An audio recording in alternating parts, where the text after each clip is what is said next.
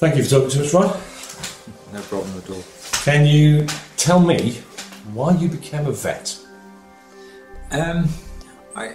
As a kid, I very much wanted to work outdoors and with animals, and I think that really was the start of it. I think I wanted to be a cowboy, but not a gunslinging cowboy, a more cattle rustling, working with animals and horses and dogs and being outdoors. I think that was the ideal that I strove for. Fortunately, I was lucky enough to become a vet, but I really enjoy my job because I get to work with animals, and they've got, some of them have some lovely clients that I get to meet. So there's the animals, the clients that you meet.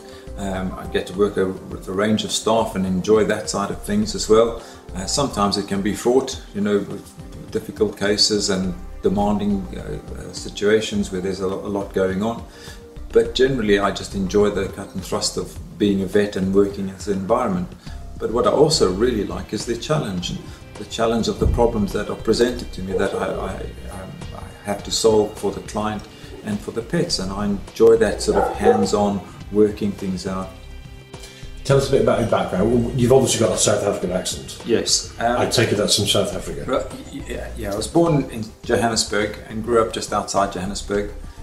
Spent quite a lot of my time in my school holidays on various cattle farms or dairy farms, and I think that's where my love of animals and the outdoors came from. I then studied at Wits University, did a BSc in zoology and botany and ecology, and I was an ecologist for a while. Then I did national service for 2 years, where I was fortunate enough to work in ecology projects rather than sort of the military side of things.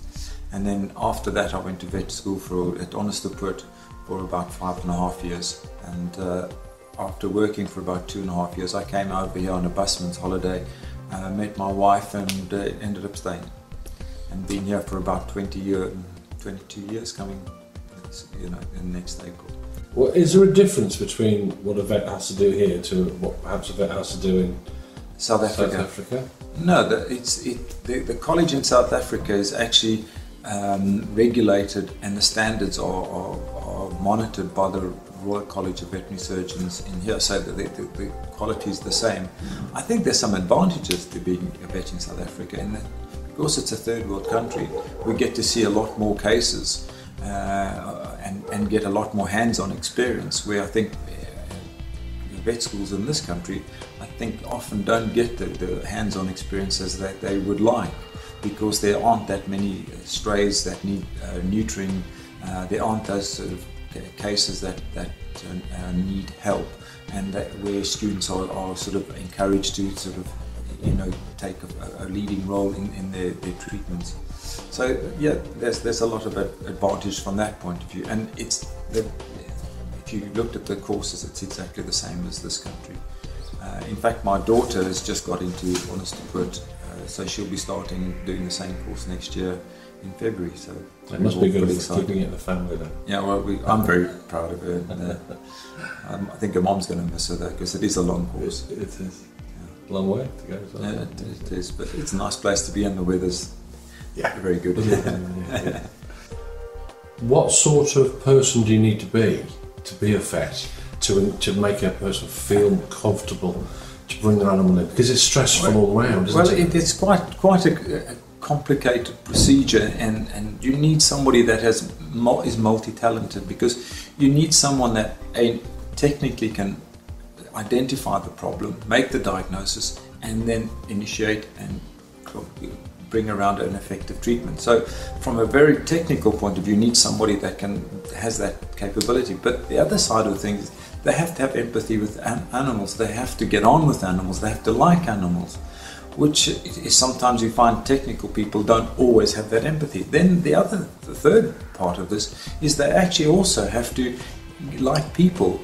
Remember, at the end of the day, we're offering a service to clients, and these people, it's their animals, and they very much love these animals. And if you can't relate to the clients, if you can't address their fears and worries and concerns, and have some empathy with them, then I think you're going to find it very difficult to get them on your side.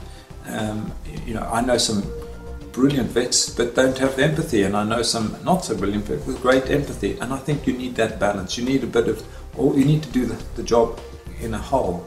Do you think there's enough training for vets on the communication, empathic sort of side, or can you not train that really? You've either got to I think it's something that with the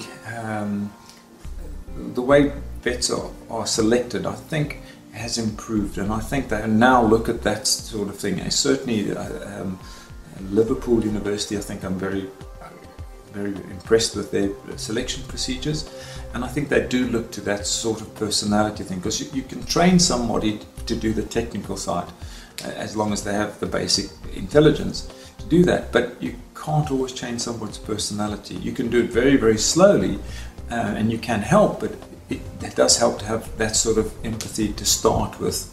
But I have also, having said that, the training that comes nowadays does also very much emphasize this, where before it was very old school. I know what's wrong with your dog and I'll fix it, don't ask questions, just pay the bill and it's sorted. But I think there's a balance to be struck between. On behalf of people with animals, I think it's great that the vet takes time to talk to you and explains not just about what's the matter with the animal and what the procedure is and or future treatment required, but also the human contact. I think is so important. Yes, I fully agree with you, and I think that's what one of the things I actually enjoy about my job is that contact with the people and trying to find solutions for their worries.